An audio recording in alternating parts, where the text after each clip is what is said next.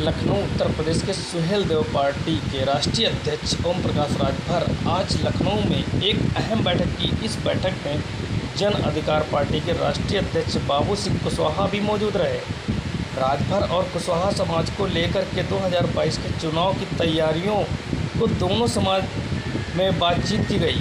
ओम प्रकाश राजभर ने बताया कि हम 2022 के चुनाव के प्रमुख मुद्दे जैसे उत्तर प्रदेश में घरेलू बिजली माफ, उत्तर प्रदेश में सामान्य अनिवार्य निःशुल्क शिक्षा, गरीबों के लिए निःशुल्क चिकित्सा और गरीब और पिछड़े समाज की मदद करके 2022 में चुनाव जीतेंगे।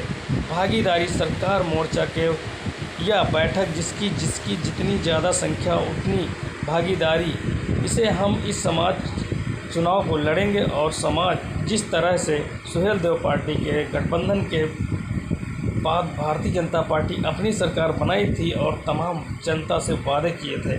आइए देखते हैं इरफान कुरैशी की एक खास रिपोर्ट। ओम प्रकाश जी, आज जिस तरीके से बाबू सिंह के साथ बैठक हुई है 2022 चुनाव को लेकर, क्या कुछ आपकी जो है तैयारियां हैं और आगे क्या पार्टी के साथ जो है आपका गठबंधन होगा? देखिए, अभी भागीदारी संकल्प मोर्चा की बैठक के लिए हम लोग ज्यों आए तब तक आपका विभाग आ गया और तब से लेके अब तक हम यहीं आपके सामने हैं। तो अभी हम लोग जा रहे हैं बैठक करने तुरंत, क्योंकि विलम्ब हो गया आप लोगों से बात करने में। तो हम लोगों की साफ साफ बात है, हमारे भागीदारी संकल्प मोर्चा जिसकी जितनी संख्या भारी उसकी उतनी हिस्सेदारी। पहली बात, हम उत्तर प्रदेश में घरेलू बिजली का बिल माफ़ करना चाहते हैं सरकार बनाकर। हम उत्तर प्रदेश में समान, अनिवार्य और निःशुल्क शिक्षा लागू करना चाहते हैं। हम उत्तर प्रदेश में सामाजिक न्याय समिति की रिपोर्ट लागू करना चाहते हैं। हम उत्तर प्रदेश में गरीबों के इलाज के लिए फ्री इलाज की व्यवस्था कर देना चाहते हैं। आज उत्तर प्रदेश में अस्पतालों में बेड की व्यवस्था, वेंटिलेटर की व्यवस्था, ऑक्सीजन की व्यवस्था, इसको हम सरकार बनाने पर इसको प्राथमिकता से हम करेंगे। इन तमाम चीज़ों को लेकर के हम लोग भागीदारी संकल्प मोर्चा के लोग अपने बैठक करके आगे की रणनीति तय करेंगे, उसके बाद आपको बता देंगे। जैसा कि आपने कहा कि जिसकी जितनी हिस्सेदारी उसकी उतनी भागीदारी, ऐसा कह के पीछे भी जनता एक बार लुट चुकी है, क्या दोबारा ऐसा हो सकता है?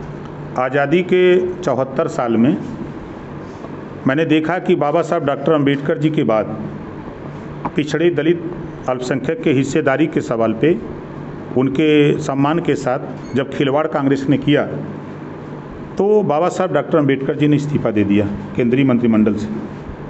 दूसरे नंबर पर अगर कोई है तो पिछड़े दलित अल्पसंख्यक का जब हिस्सा लूटा जा रहा था, इनके साथ अन्याय अत्याचार हो रहा था, तो दूसरे नंबर पर अगर कोई इस्तीफा दिया है तो ओम प्रकाश राजभर।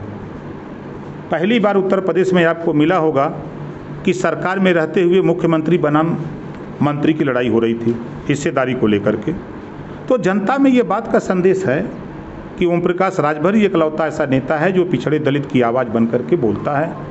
जब भी इनका शोषण होता है, 69,000 शिक्षक भर्ती को ले लीजिए, 5,844 पद जो है योगी जी ने लूट लिया, मुख्यमंत्री हैं।